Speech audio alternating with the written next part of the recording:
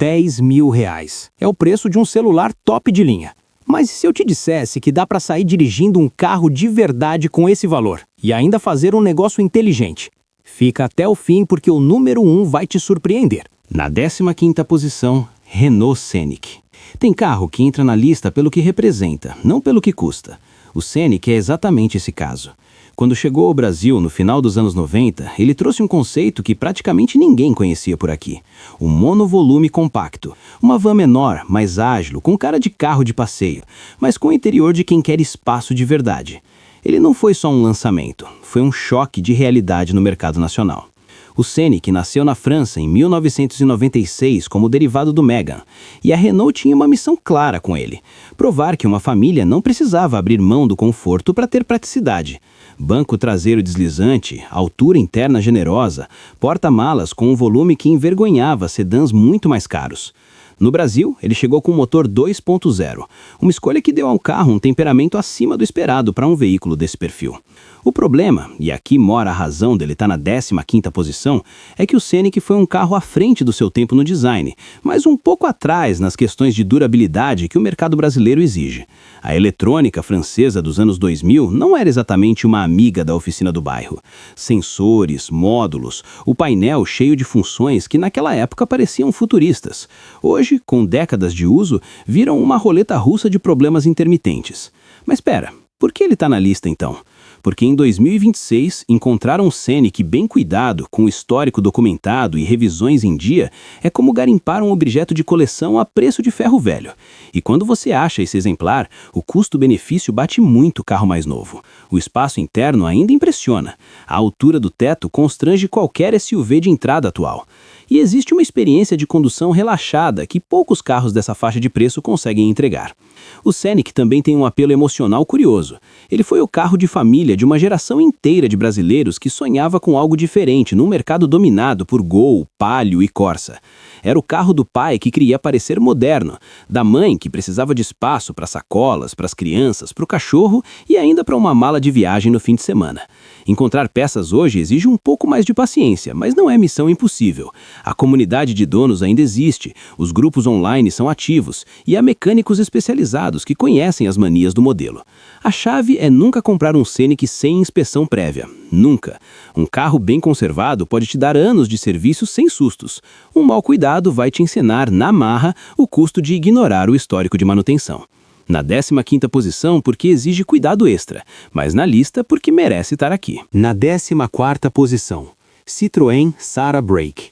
Existe um tipo de carro que o Brasil nunca soube muito bem como tratar: a perua compacta. Nos Estados Unidos, a Station Wagon é quase religião. Na Europa, é sinônimo de praticidade adulta. Por aqui sempre foi aquele nicho meio incompreendido, taxado de carro de entregador quando merecia muito mais respeito. O Sara Break foi uma das tentativas mais sérias de mudar esse preconceito, e chegou perigosamente perto de conseguir. A Citroën lançou o Sara Break no Brasil no começo dos anos 2000 como uma alternativa sofisticada para quem precisava de carga sem abrir mão do estilo. O visual era inegavelmente europeu, linhas tensas, traseira alongada com elegância, um perfil que parecia ter saído de um showroom parisiense. E internamente, a proposta era ainda mais interessante. O porta-malas com os bancos traseiros rebatidos entregava um volume de carga que rivalizava com alguns utilitários, mas você chegava ao trabalho num carro que parecia adequado para uma reunião importante. O motor 1.6 era o mais encontrado e equilibrava bem consumo e desempenho para uso urbano. A suspensão, herança francesa, tinha aquele conforto macio característico da Citroën, algo que os donos amam e os mecânicos menos acostumados às vezes olham torto. É uma filosofia diferente de engenharia. Onde marcas alemãs apostam na firmeza, a Citroën historicamente preferiu absorver o asfalto como se o carro flutuasse. O desafio do Sara Break em 2026 é o mesmo de qualquer carro francês com mais de 20 anos rodando no Brasil: a disponibilidade de peças e o custo de manutenção. Não é catastrófico, mas exige um mecânico que conheça o modelo. Improviso aqui sai caro. Por outro lado, justamente por não ter sido um carro popular em massa, é relativamente fácil encontrar exemplares que rodaram pouco, pertenceram a uma única família e foram tratados com carinho. Esse é o exemplar que você quer. O que coloca o Sara Break acima do Scenic nessa lista é a simplicidade mecânica relativa e o apelo genuinamente diferente que ele oferece. Num mar de hatchbacks e sedãs, chegar com uma perua compacta francesa é uma declaração de personalidade. É o carro de quem leu sobre carros antes de comprar, que sabe o que quer e não precisa da aprovação da vizinhança. Em termos de espaço, conforto em viagem e capacidade de carga, o Sara Break humilha facilmente qualquer hatch ou sedã da mesma faixa de preço. Para quem tem um pet grande, faz feira toda semana, carrega equipamento de trabalho ou simplesmente gosta de viajar sem precisar escolher o que levar, esse carro é uma resposta que pouquíssimas pessoas estão considerando. E isso é exatamente onde está a oportunidade. Na 13ª posição, Volkswagen Gol Classic. Tem uma diferença sutil, mas importante entre o Gol comum e o Gol Classic, e quase ninguém faz questão de entender essa distinção. O Classic não é um Gol antigo com um nome bonito. Ele é um Gol G4 que a Volkswagen manteve em produção propositalmente, vendendo como uma opção mais barata dentro do próprio portfólio da marca, enquanto versões mais modernas já estavam nas concessionárias. Foi uma estratégia comercial inteligente que resultou num carro com uma característica raramente encontrada nessa faixa de preço: previsibilidade absoluta. Quando você compra um Gol Classic, você sabe exatamente o que está levando. A mecânica 1.0 e 1.6 do motor flex que equipou o Classic é uma das mais estudadas, analisadas e compreendidas da história automobilística brasileira. Não existe mecânico no território nacional que não saiba trabalhar com ela. Não existe peça de reposição difícil de encontrar. Não existe surpresa desagradável numa revisão de rotina. Isso tem um valor que muita gente só aprecia depois de ter passado por um carro exótico e caro de manter. O interior é o que é: funcional, sem pretensão, sem rodeios. A Volkswagen nunca tentou fazer do Classic algo que ele não era. Plásticos duros, design sem emoção, nenhuma tecnologia que envelheça mal. E, paradoxalmente, isso é uma qualidade em 2026. Enquanto carros com centrais multimídia de 10 anos atrás travam, apresentam telas mortas e sistemas que ninguém mais sabe consertar, o Classic tem botões físicos que ainda funcionam como no primeiro dia. Em termos de consumo, o motor 1.0 do Classic é um dos mais eficientes da categoria quando bem calibrado.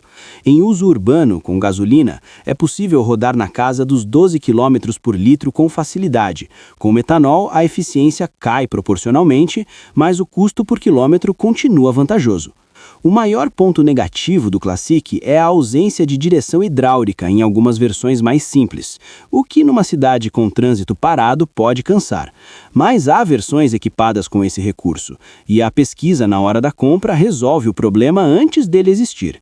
Da mesma forma, airbag e freios ABS não eram padrão em todas as versões, então é preciso atenção ao checklist de segurança antes de fechar negócio. Na 13ª posição, porque existe algo mais interessante à frente, mas o Classic tem um argumento poderoso. É o carro que você compra para não ter problema. Ponto. Se o seu critério número 1 é tranquilidade de manutenção e custo operacional baixo, muito poucas opções nessa faixa de preço chegam perto. É o carro sem drama para a pessoa que já tem drama suficiente no resto da vida. Na 12ª posição, Fiat Marea. O Fiat Marea é um enigma do mercado de usados brasileiro. Existe uma legião de pessoas que torce o nariz só de ouvir o nome. E existe outra legião, menor, mas fervorosa, que afirma categoricamente que ele é um dos melhores carros que a Fiat já trouxe para o Brasil. A verdade, como quase sempre, está no meio. Mas ela pende mais para o lado dos defensores do que os críticos gostariam de admitir. O Marea chegou ao Brasil no final dos anos 90, como o topo de linha da Fiat nacional. Era sedã e perua, a versão Weekend, e ambas carregavam uma proposta que soava ambiciosa para a época: oferecer o conforto e o requinte de um carro europeu num pacote de preço médio. O motor 2.0 16 válvulas da versão topo era emocionante para os padrões nacionais. A versão 1.6 8 válvulas era mais modesta, mas ainda entregava uma experiência de condução adulta, refinada, distante da brutalidade das ruas. O grande problema do Maré, e aqui a crítica é justa, foi a confiabilidade da elétrica. Os primeiros anos de produção trouxeram módulos de injeção que causaram dor de cabeça em série. Janelas elétricas com comportamento errático, sistema de ar-condicionado com falhas pontuais, sensores que desafinavam sem aviso. A Fiat levou tempo para corrigir esses problemas nas versões posteriores, e é justamente por isso que a pesquisa antes da compra é absolutamente crítica no caso do Maré. Um Maré de 2002 ou 2003, com manutenção documentada e elétrica revisada por um especialista no modelo, é um carro capaz de surpreender até quem já desistiu dele. O conforto da suspensão é genuíno. O silêncio interno em velocidade de estrada é uma raridade nessa faixa de preço. E o espaço interno, especialmente na versão Weekend, é impressionante até pelos padrões de hoje. O que coloca o Maré na 12ª posição é o custo de entrada versus o custo de manutenção. Dá para achar exemplar dentro do orçamento, mas a manutenção precisa ser tratada com seriedade, e isso implica encontrar um mecânico que entenda do carro. Não é carro para quem vai na oficina da esquina sem questionar. É carro para quem pesquisa, se envolve e entende que o preço de compra baixo exige uma compensação de atenção. Para o comprador certo, o Maré é um achado. Para o comprador errado, é uma lição cara. Saber identificar em qual grupo você está é o primeiro passo antes de fazer uma oferta. Na 11ª posição, Chevrolet Monza. Falar do Monza em 2026 é quase falar de arqueologia automotiva, mas uma arqueologia deliciosa. Esse carro saiu de linha em 1996, o que significa que o mais novo exemplar tem 30 anos de estrada. E ainda assim, não é difícil encontrar um Monza rodando por aí em condições que envergonhariam carros bem mais jovens. Isso diz alguma coisa sobre o que ele foi. O Monza chegou ao Brasil em 1982, como uma parceria entre a General Motors americana e brasileira, baseado na plataforma do Opel Ascona europeu. Era um sedã com cara de executivo jovem, num Brasil que começava a se despedir do charme tosco dos anos 70. Com linhas limpas, interior com acabamento superior ao que se via na concorrência direta e uma mecânica que equilibrava potência e simplicidade, o Monza rapidamente se tornou referência de aspiração de classe média. A versão mais desejada para compra em 2026 é o SL/E ou o GLS com motor 2.0 MPFI, os últimos produzidos antes do encerramento da linha. Esse motor, injetado eletrônico, foi um salto enorme de confiabilidade em relação aos carburados anteriores. Roda bem, consome de forma razoável e tem peças, tanto originais quanto paralelas, ainda disponíveis no mercado. A Chevrolet vendeu Monza em volumes imensos no Brasil, e esse legado se traduz numa cadeia de suporte que ainda respira. O desafio do Monza em 2026 é encontrar um exemplar honesto. 30 anos de vida é tempo suficiente para que um carro tenha passado por muitas mãos, muitas reformas, muitos consertos de qualidade questionável. A ferrugem é o inimigo número 1, especialmente nas longerinas do chassi e nas caixas de roda. Um Monza com estrutura comprometida não é negócio em nenhum preço. Mas um com carroceria sólida, motor funcionando e documentação em ordem é um clássico acessível que valoriza com o tempo. Sim, valoriza. O Monza já está no limiar entre carro velho e carro clássico em processo de reconhecimento. Clubes de preservação existem, encontros acontecem regularmente e o valor de exemplares bem conservados tem subido de forma consistente nos últimos anos. Comprar um bom Monza hoje pode ser ao mesmo tempo transporte e investimento, uma combinação rara nessa faixa de preço.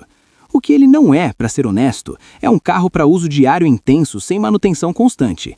Quem busca isso tem opções melhores na lista. Mas para quem quer um pedaço de história, com alma, estilo e uma mecânica que mecânicos mais velhos conhecem de olhos fechados, o Monza ainda tem muito a oferecer. Na 10ª posição, Ford Fiesta Rocan. O Ford Fiesta brasileiro tem uma história de identidade que causa confusão até hoje, porque o Fiesta que foi vendido no Brasil não era o mesmo Fiesta que rodava na Europa. O europeu era um hatch sofisticado, com plataforma moderna e personalidade aguçada. O brasileiro era baseado numa plataforma mais antiga, com motor próprio chamado Rocan, desenvolvido especificamente para o mercado brasileiro e indiano, e com um posicionamento mais popular, mais prático, mais direto ao ponto. E sabe o que acontece quando você tira a pressão de ser sofisticado de um carro? Às vezes ele vira algo genuinamente bom no que se propõe a fazer. O Fiesta com motor Rocan 1.0 ou 1.6 foi vendido no Brasil de 1996 até 2013, com pequenas atualizações ao longo do caminho. É uma longevidade que não se sustenta sem algum mérito real. A mecânica do Rocan é simples, bem mais simples que a maioria dos motores modernos, e isso se traduz diretamente em custo de manutenção acessível e facilidade de reparo. Oficinas que nunca ouviram falar do carro conseguem trabalhar nele sem sofrimento. O Fiesta Rocan tem um ponto forte que pouca gente menciona: o comportamento dinâmico. É um carro leve, com direção que transmite informação e uma conectividade com o asfalto que vai além do que o preço sugere. Não é um esportivo, longe disso, mas é um carro que não entedia em curvas, que responde ao piloto de forma honesta, sem os excessos de substerço que alguns concorrentes da época apresentavam.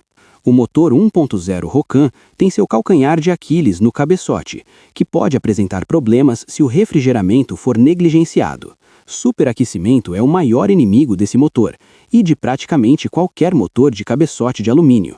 Mas um comprador que verifica o histórico de manutenção, olha para o estado do radiador e pergunta sobre qualquer episódio de aquecimento anormal, consegue se proteger desse risco. O 1.6, mais robusto, tem vida mais tranquila. O que coloca o Fiesta Rocan na 10ª posição é a combinação de disponibilidade, é fácil achar, há muitos no mercado, com a qualidade de condução acima da média para a categoria. Ele não é o mais barato de manter e nem o mais confortável, mas tem uma personalidade que outros carros nessa faixa simplesmente não entregam. É o carro para quem gosta de dirigir de verdade, mesmo num orçamento apertado. Em 2026, com mais de 20 anos de mercado, o Fiesta Rocan ainda circula em números relevantes, o que por si só é uma declaração sobre a qualidade da mecânica básica. Carros ruins somem. Esse ficou. Na 9ª posição, Volkswagen Paraty. Existe uma geração inteira de brasileiros para quem o Paraty não é só um carro, é uma memória afetiva em formato de perua compacta. Era o carro das viagens de férias, da bagagem amarrada no tejadilho, do banco traseiro rebatido para caber em todas as malas. E também era o carro de trabalho, o veículo de entrega, o companheiro de quem precisava de espaço sem cerimônia. Essa dupla personalidade fez do Paraty um dos carros mais versáteis que a Volkswagen já produziu para o Brasil. O Paraty nasceu em 1982, como o derivado do Voyage, que era o sedã da plataforma do Gol original. A lógica era simples: pegar um carro que já funcionava bem, alongar a traseira, criar uma área de carga decente e lançar no mercado por um preço acessível. A fórmula funcionou tão bem que o carro sobreviveu por mais de 20 anos, passando por 3 grandes gerações antes de ser descontinuado em 2006. Esse é um sinal inequívoco de aceitação de mercado. A versão mais interessante para compra hoje é a última geração, com motor 1.6 ou 1.8 Flex lançada em 2006, o chamado Paraty G4. Ela é mais moderna, tem injeção eletrônica de qualidade superior, freios a disco na dianteira e um acabamento interno que já não envergonha tanto quanto as gerações anteriores. A mecânica compartilhada com o Gol dessa geração garante peças fáceis e baratas em qualquer cidade do Brasil. O Paraty tem um argumento que carros menores desta lista não conseguem fazer. Ele resolve o problema de transporte de carga sem precisar de uma picape ou de uma van. Se você tem um negócio pequeno, trabalha com entregas ocasionais, carrega equipamento de som, ferramentas de trabalho, ou simplesmente tem família grande com bagagem generosa, o Paraty faz isso sem precisar pagar imposto de van e sem consumir como uma utilitária pesada. Ele peca no conforto das suspensões em versões com carga total. A traseira fica dura demais para quem prefere condução suave. E o acabamento interno nunca foi o ponto forte da linha. Mas esses são defeitos que quem conhece o carro sabe administrar e que não comprometem a proposta central da máquina. O que coloca o Paraty acima do Fiesta nesta lista é a utilidade prática ampliada. Com o mesmo investimento, você leva mais, carrega mais, resolve mais. E em 2026, num Brasil onde o custo de vida pressiona cada vez mais, ter um carro que faz mais de uma coisa bem feita é uma vantagem concreta e não um detalhe de catálogo. Na 8ª posição, Renault Clio. Quando o Renault Clio chegou ao Brasil em 1997, ele trouxe algo que o mercado nacional de carros populares raramente havia visto: uma alma europeia genuína num pacote de preço popular. Não era um carro projetado especificamente para países emergentes. Não era uma simplificação de algo maior. Era o próprio Clio que rodava pelas ruas de Paris, de Lyon, de Marsella e de repente estava disponível numa concessionária em São Paulo ou em Belo Horizonte. Esse detalhe de origem importa mais do que parece. O Clio foi desenvolvido numa cultura automobilística completamente diferente da brasileira, onde exigências de segurança, acabamento e comportamento dinâmico eram padrão, não opcionais. Isso resultou num carro com qualidade de direção, conforto de suspensão e rigidez estrutural superiores ao que a maioria dos concorrentes nacionais oferecia no mesmo período. O motor 1.0 16 válvulas Hi-Flex, disponível nas versões a partir de 2002, foi um salto de competitividade relevante. Com 80 cavalos no ciclo flex, uma potência considerável para um 1.0 da época, o Clio ganhou um temperamento urbano que outros hatches pequenos simplesmente não tinham. Ele não precisava trabalhar no limite para acompanhar o tráfego, o que se refletia em menor desgaste mecânico no longo prazo. O maior desafio do Clio para o comprador de 2026 é o mesmo de qualquer carro francês: a reputação. Justa em alguns aspectos, exagerada em outros, de manutenção cara. Os custos de peças originais da Renault historicamente foram mais altos que os das montadoras de origem alemã ou italiana, com mais tempo de mercado no Brasil. Mas a equação muda quando se considera que existem muitas peças paralelas de boa procedência disponíveis e que a rede de mecânicos que conhecem o modelo cresceu enormemente com os anos. O Clio também tem um trunfo que seus concorrentes diretos não têm: o design. Esse pode parecer um argumento fútil num carro de trabalho, mas não é. Existe uma diferença psicológica real entre chegar num lugar num carro que você se orgulha e chegar num carro que você tolera. O Clio, especialmente as versões de segunda e terceira geração, tem linhas que envelheceram bem. Ainda parece um carro com caráter, não um objeto genérico. Na 8ª posição, porque a manutenção exige atenção e o histórico do exemplar precisa ser investigado com cuidado. Mas acima de vários concorrentes, porque entrega a experiência de direção genuína, conforto europeu e uma identidade que sobreviveu ao tempo. O comprador certo do Clio é aquele que pesquisa antes, inspeciona com rigor e depois usufrui de um carro que ainda tem muito para dar. Na 7ª posição, Chevrolet Corsa Hatch.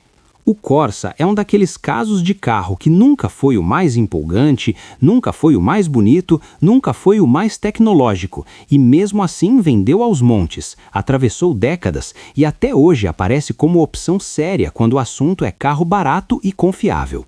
Existe um tipo de respeito que se conquista assim, não pelo glamour, mas pela consistência. A história do Corsa no Brasil começa em 1994, quando a GM lançou o modelo como sucessor do Chevette. Um substituto difícil, porque o Chevette era quase uma instituição nacional. O Corsa assumiu esse legado com eficiência. Ao longo de quase 2 décadas de produção no Brasil, passou por evoluções consistentes que foram modernizando o carro sem perder a essência que garantia sua popularidade. O Corsa Hatch da segunda geração, lançado em 2002 e produzido até 2012, é o ponto ideal para compra em 2026. Essa geração trouxe motor 1.0 e 1.4 flex com injeção eletrônica confiável, design interno mais moderno e melhorias de ruído e acabamento em relação aos modelos anteriores. O motor 1.4 em especial é uma escolha inteligente, tem peças baratas, aguenta bem o uso urbano intenso e entrega consumo razoável, mesmo quando solicitado com mais frequência. A família Corsa de segunda geração também tem um ecossistema de peças invejável. Não existe item de reposição difícil de encontrar. Pastilhas de freio, filtros, correia dentada, embreagem, amortecedores, tudo disponível em praticamente qualquer cidade brasileira com uma loja de autopeças. Isso tem valor concreto no orçamento mensal, especialmente quando comparado a carros de origem europeia da mesma faixa de preço. O ponto fraco do Corsa Hatch está no conforto acústico. Ele nunca foi um carro silencioso e com o tempo e o desgaste essa característica se acentua. A direção hidráulica das versões equipadas funciona bem, mas as versões básicas com direção mecânica exigem mais esforço do motorista em manobras. São defeitos vivíveis, mas que precisam ser considerados dependendo do perfil de uso. O que coloca o Corsa Hatch na 7ª posição é a combinação de disponibilidade de peças, mecânica conhecida e uma versatilidade de uso que poucos carros nessa faixa conseguem igualar. Ele não tem drama, não tem excentricidade, não tem charme especial. Tem confiabilidade, e às vezes confiabilidade é exatamente o que a vida pede. Na 6ª posição, Fiat Siena Fire. O Brasil nunca foi muito fã de sedã compacto. Enquanto Europa e Ásia abraçaram essa categoria com entusiasmo, por aqui o hatchback sempre dominou.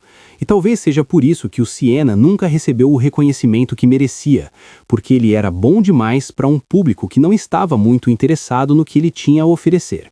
O Siena chegou em 1997 como a versão sedã do Palio. A lógica comercial era clara: oferecer porta-malas grande para quem precisava de mais volume de carga do que um hatch conseguia entregar. E o Siena cumpria essa promessa com sobra. O porta-malas de 515 litros era um dos maiores da categoria, entregando capacidade que rivalizava com sedãs de segmento bem superior. A versão Fire, com o motor 1.0 Fire de 8 válvulas, desenvolvido conjuntamente pela Fiat e GM, é a alma do carro nessa faixa de preço. Esse motor tem uma característica que poucos motores populares conseguem reivindicar: simplicidade mecânica aliada à durabilidade acima da média. Não é potente, não é empolgante, mas é resistente de uma forma que impressiona. Há relatos de motores Fire que ultrapassaram os 300 mil quilômetros com manutenção regular. Isso não é exagero de grupo de Facebook, há documentação. O Siena Fire, em versões de 2000 em diante, com injeção eletrônica e câmbio mais refinado, é especialmente interessante. O motor ganhou o sistema Flex em 2003, o que expandiu ainda mais a atratividade do modelo no mercado de usados. A eletrônica do Siena Fire é simples o suficiente para não se tornar uma fonte de problemas constantes, ao contrário de concorrentes com sistemas mais sofisticados, mas menos confiáveis. O que diminui o entusiasmo pelo Siena Fire, na comparação com os primeiros da lista, é a direção sem muito feedback e um comportamento dinâmico que nunca foi o ponto forte do carro. Ele foi projetado para conforto e capacidade, não para prazer de condução. Em uso urbano com tráfego pesado, isso raramente importa, mas vale ter a expectativa certa. Na 6ª posição, porque o porta-malas enorme e a mecânica Fire durável fazem dele uma escolha racional difícil de contestar para determinado perfil de comprador.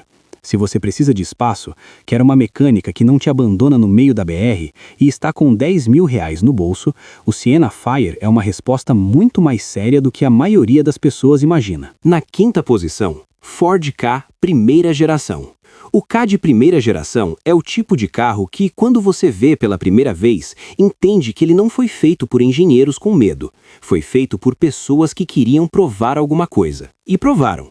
Lançado na Europa em 1996 e chegando ao Brasil em 1997, o Ka era radicalmente diferente de tudo que estava nas ruas. O design era orgânico, quase escultural, no momento em que os hatchbacks compactos pareciam todos saídos do mesmo molde quadrado e sem graça. Havia linhas curvas onde todo mundo usava ângulos, havia atitude onde havia mediocridade. E no interior, uma coesão de projeto que raramente se via num carro popular. Mas o Ka não era apenas bonito, era surpreendentemente muito bom de dirigir. A plataforma compacta, o peso reduzido, a direção precisa, em especial nas versões com o motor 1.6 Zetec Rocan, resultavam em uma experiência de condução que ia muito além do que o preço sugeria. O Ka virou silenciosamente um dos favoritos de quem gostava de dirigir de verdade, num segmento onde isso normalmente não era uma prioridade do fabricante. A evolução mais interessante para a compra hoje é o Ka com motor 1.0 ou 1.6 Flex, disponível a partir de 2007, quando a Ford atualizou a motorização para o sistema bicombustível, sem alterar muito o resto do carro. Isso resultou num pacote com um visual clássico, mecânica atualizada e eficiência energética compatível com o uso cotidiano. O motor 1.6 em particular tem uma boa entrega de torque para o tamanho do carro, o que se sente na agilidade urbana. O ponto de atenção no Ka é o porta-malas, que para a maioria dos usos cotidianos é suficiente, mas que não resolve grandes carregamentos. Quem precisa de espaço real não vai encontrar no Ka. O conforto em viagens longas também não é o forte. É um carro urbano e age como tal quando você resolve levar ele para a estrada. O que coloca o Ka na quinta posição é uma combinação que raramente se encontra nessa faixa: estilo genuíno, prazer de condução real e mecânica simplificada o suficiente para não ser uma fonte de problemas constantes. Em 2026, encontrar um Ka de primeira geração bem conservado é encontrar um pedacinho de história de design automotivo, que ainda tem utilidade prática no dia a dia. Esse é o carro para quem quer se sentir bem ao volante e sair diferente da multidão, sem pagar por isso. Na quarta posição, Chevrolet Celta. O Celta foi o projeto da GM para criar um carro genuinamente brasileiro, e não apenas no sentido sentimental. A plataforma do Celta foi desenvolvida com participação de fornecedores e engenheiros locais num nível que poucos projetos anteriores haviam alcançado. Quando foi lançado em 2000, carregava consigo um orgulho de produção que se refletia em como a GM comunicava o carro. Era deles, era nosso. E funcionou. O Celta rapidamente se tornou um dos mais vendidos do país, brigando ponto a ponto com o Palio, o Corsa e o Gol em segmentos que moviam o mercado automotivo brasileiro. Essa popularidade massiva teve uma consequência direta que ainda beneficia compradores de usados em 2026. Peças de reposição são ridiculamente fáceis de encontrar e comparativamente baratas. Não existe componente do Celta que represente um problema de disponibilidade em nenhuma região do Brasil. O motor 1.0 VHCE, especialmente nas versões mais recentes com 8 válvulas e sistema flex, é um dos motores populares mais refinados da história recente da GM no Brasil. Tem uma suavidade de funcionamento que surpreende em comparação com concorrentes diretos da mesma cilindrada e uma durabilidade que, com manutenção regular em dia, permite rodar muito sem susto. O Celta tem, porém, um ponto que divide opiniões: o barulho interno. Ele nunca foi um carro silencioso e o isolamento acústico básico da plataforma resulta em uma cabine que, especialmente em estrada, transmite bastante ruído de vento e de rodagem. Para uso urbano de rotina, isso importa pouco, mas para quem faz viagens frequentes, pode tornar a experiência cansativa ao longo do tempo. Outro ponto de atenção é a suspensão traseira de eixo de torção, que em terrenos irregulares pode ser dura demais, especialmente com passageiros nos bancos de trás. É uma solução de custo reduzido que a GM adotou para manter o preço competitivo e que cumpre sua função sem ser o que eu chamaria de agradável. O que coloca o Celta em quarto lugar é a soma do histórico de confiabilidade, custo de manutenção ultra acessível, disponibilidade absurda de peças e uma quantidade de exemplares no mercado que facilita a pesquisa e a negociação. Em R$10 mil dá para encontrar Celtas com menos de 100 mil quilômetros rodados, revisado, com documentação em dia. Isso é difícil de bater em termos de custo-benefício imediato. O que impede o pódio é que existem 3 carros à frente com argumentos ainda mais sólidos. Na terceira posição, Fiat Palio Fire. Em algum momento entre o final dos anos 90 e o começo dos 2000, o Fiat Palio Fire tomou conta das ruas brasileiras de uma forma que poucos carros conseguiram replicar. Não foi um fenômeno de marketing, não foi resultado de uma campanha publicitária genial, foi simplesmente o mercado reconhecendo um produto que acertava onde precisava acertar: preço, praticidade, durabilidade e manutenção acessível. Quando isso acontece, o carro vende sozinho. O Palio chegou em 1996 como o carro projetado especificamente para mercados emergentes: Brasil, Argentina, Índia, Turquia, entre outros. A Fiat identificou que esses mercados tinham demandas diferentes dos europeus. Estradas piores exigiam suspensões mais robustas. O calor tropical demandava sistemas de refrigeração mais eficientes. E o nível de renda médio tornava a manutenção simples e barata uma prioridade real, não um diferencial de marketing. O motor Fire, numerado a partir de um acrônimo que a Fiat usa para designar sua filosofia de motores, Fully Integrated Robotized Engine, foi o coração que deu ao Palio sua personalidade de resistência. O 1.0 Fire de 8 válvulas, em especial, é uma das mecânicas mais robustas que a indústria produziu para a categoria popular brasileira. Simples, sem sofisticações desnecessárias, com componentes acessíveis e uma curva de desgaste previsível que deixa qualquer mecânico experiente confortável. O Palio Fire, produzido entre 2003 e 2011, é o ponto ideal de compra em 2026. Essa geração já tem o motor flex, o que expande as opções de abastecimento e reduz o custo por quilômetro. A eletrônica é suficientemente moderna para funcionar bem e suficientemente simples para não criar problemas de difícil diagnóstico. O câmbio manual de 5 marchas dessa geração é um dos mais bem calibrados para uso urbano que o segmento popular nacional já produziu. O Palio também tem uma vantagem geográfica relevante. Foi vendido em volumes altíssimos em todas as regiões do Brasil. Isso significa que, independente de onde você more, capital ou interior, norte ou sul, existe um mecânico que conhece o carro, uma loja com as peças e outros donos com quem trocar experiência. A comunidade Palio é vasta e bem documentada online. Na terceira posição, porque o Palio Fire representa provavelmente a melhor combinação de durabilidade mecânica, custo de manutenção baixo e disponibilidade de peças em toda a faixa abaixo de R$10 mil. O que o separa do primeiro lugar não é uma falha, é apenas que os dois carros à frente têm argumentos históricos e simbólicos que vão um pouco além do racional puro. O Palio Fire é, objetivamente, um dos melhores negócios que se pode fazer no mercado de carros baratos em 2026. Na segunda posição, Volkswagen Gol. Existe uma estatística que resume o Gol melhor do que qualquer análise técnica. Durante 24 anos consecutivos, entre 1987 e 2010, o Volkswagen Gol foi o carro mais vendido do Brasil. Não o mais vendido da categoria, não o mais vendido num segmento, o mais vendido do país inteiro, em todos os segmentos, durante mais de 2 décadas. Essa informação muda a perspectiva sobre o que significa comprar um Gol usado em 2026. O Gol nasceu em 1980 como substituto do Fusca, uma missão quase impossível do ponto de vista simbólico. O Fusca era ícone cultural, havia entrado no imaginário brasileiro como símbolo de liberdade, rebeldia e democracia automotiva. Substituir um ícone exige no mínimo qualidade real. A Volkswagen entregou. O Gol ganhou o mercado não por ser exótico ou inovador, mas por ser correto em tudo que importava para o comprador médio brasileiro. O Gol que interessa para a compra hoje é o da terceira ou quarta geração, com motor 1.0 ou 1.6 flex e sistema de injeção eletrônica. Essas versões combinam a confiabilidade mecânica histórica do modelo com atualizações que melhoraram o consumo e reduziram problemas de origem nos carburadores antigos.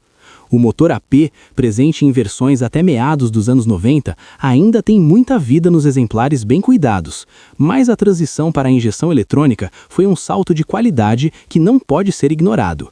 O que a Volkswagen nunca precisou fazer com o Gol foi convencer o brasileiro. Ele já estava convencido. E essa confiança coletiva de décadas resultou numa infraestrutura de suporte que não tem paralelo no mercado nacional. Peças de reposição para o Gol são mais fáceis de encontrar do que qualquer outro carro brasileiro, em qualquer cidade, em qualquer estado. Os preços dessas peças são proporcionalmente entre os mais baixos do mercado, e a quantidade de mecânicos qualificados no Gol é numericamente maior do que em qualquer outro modelo. O Gol tem fraquezas, que são bem conhecidas pelos donos. O câmbio manual em algumas versões pode apresentar desgaste acelerado com uso urbano intenso, e o barulho interno nunca foi o ponto forte do carro. Mas são fraquezas vivíveis, administráveis, que não comprometem o contrato fundamental que o carro faz com o comprador. Na segunda posição, porque o Gol representa a escolha mais racional e segura que alguém com R$10 mil pode fazer no mercado de carros populares brasileiros em 2026. Seguro no sentido de falta de ambição, seguro no sentido de que dificilmente vai te decepcionar. O que está à frente dele é um carro que carrega algo que vai além da racionalidade, é um símbolo. Na primeira posição, Fiat Uno Mille. O Fiat Uno Mille merece a primeira posição não apenas como conclusão de lista, mas como declaração sobre o que realmente importa quando se fala em carro acessível no Brasil.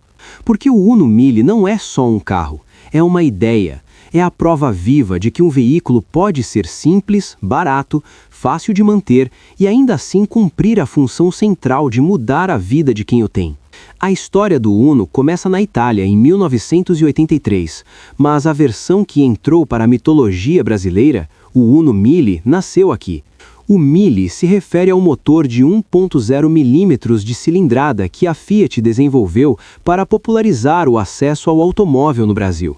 Em 1990, no governo Collor, a ideia do carro popular ganhou força política e o Uno Mille virou símbolo dessa promessa. Era o carro que o trabalhador brasileiro podia comprar. E ele comprou, em números que fariam qualquer fabricante moderno ficar com inveja. O motor Fire, que chegou ao Uno em versões posteriores, transformou o que já era bom em algo ainda mais confiável. Mas mesmo o antigo motor Uno Mille sem Fire tem uma reputação de longevidade que desafia a lógica. Há exemplares com mais de 500 mil quilômetros no marcador, com um motor original, ainda funcionando. Isso não é mito urbano, é documentado em grupos de entusiastas, em fóruns, em reportagens. O Uno Mille é, talvez, o motor popular mais robusto já instalado em série num carro brasileiro. A simplicidade mecânica do Uno Mille é o que o coloca em uma categoria própria em 2026. Não existe componente esotérico, não existe sistema eletrônico complexo, não existe peça de difícil acesso. Qualquer mecânico no Brasil, e aqui qualquer é quase literal, sabe trabalhar no Uno Mille. O custo de manutenção é o mais baixo da lista e a oferta de peças é maior do que a de qualquer outro carro da lista. Comprar um Uno Mille é entrar numa equação onde as variáveis de custo são previsíveis, controladas e baixas. Mas o que realmente garante ao Uno Mille o primeiro lugar não é a mecânica, é o que o carro representa no contexto brasileiro. Ele foi o primeiro carro de famílias inteiras. Foi o carro que levou trabalhadores à primeira entrevista de emprego. Foi o carro de quem precisava de transporte e não tinha mais do que isso para gastar. Essa história não é sentimental, é funcional. Significa que o Uno Mille foi testado nas condições mais duras, pelas mãos das pessoas menos favorecidas, nas cidades mais exigentes e nas estradas mais hostis do Brasil. E sobreviveu. Em 2026, com R$10 mil, você pode encontrar um Uno Mille Fire em bom estado, com documentação em dia, pronto para mais alguns anos de serviço. Não vai impressionar ninguém na entrada do shopping, não vai ganhar nenhuma conversa de garagem, mas vai partir toda manhã, vai chegar todo dia e vai custar menos para manter do que qualquer alternativa nessa faixa de preço. Na primeira posição, porque às vezes o melhor negócio não é o mais glamuroso, é o mais honesto.